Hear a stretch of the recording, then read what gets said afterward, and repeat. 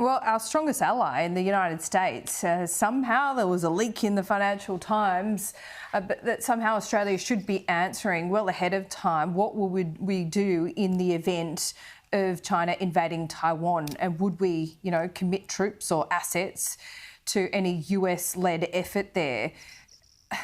That really put us and Anthony Albanese in an impossible position, didn't it? What answer can we possibly give?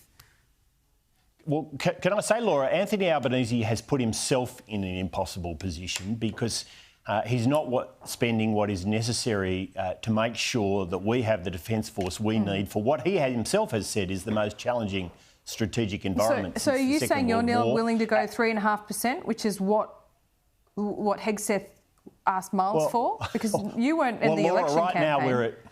Now let's be clear. Right now we're at 2%, and we committed to getting to 3%, and we should be seeking to get to at least 3%. So look, that's a big move up. It's a 50% increase on where we stand right now. Actually, much more than a 50% increase in absolute terms.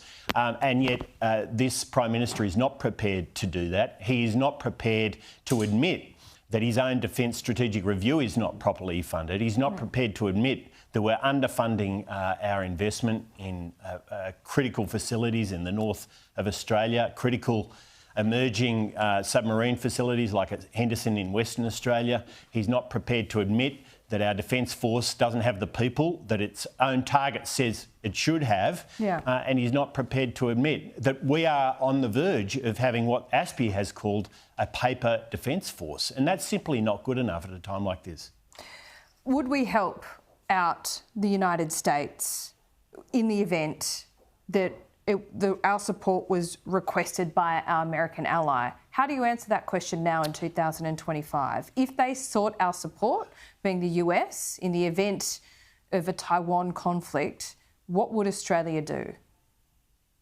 Well, Laura, you can't codify every possible scenario around a conflict, and you've never been able to do that. And it's unrealistic to do that. The Americans won't do that, and nor will we. What we can do is jointly commit to peace through strength and deterrence in the Taiwan Strait, in our region more generally. That's what we all want to see. And I think was that an unfair question posed by some unknown?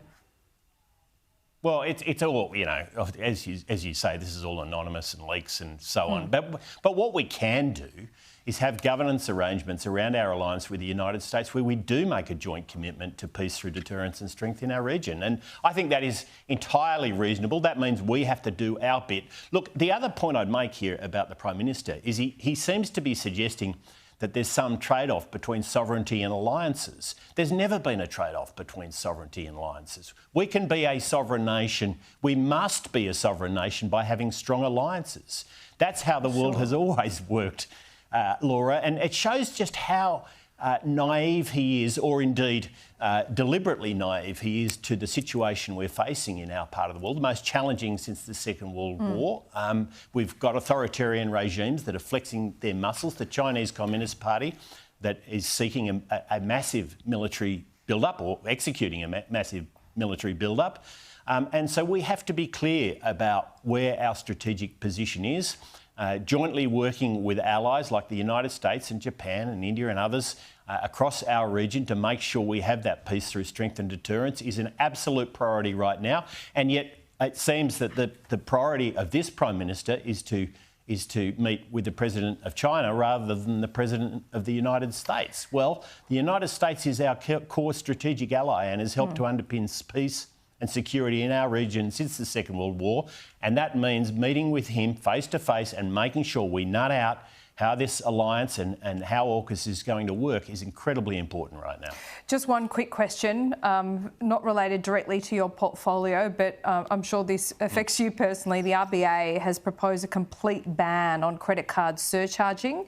And this would save people around $1.2 billion a year. Of course, it's not as easy and neat as that headline would suggest, but your initial thoughts on that?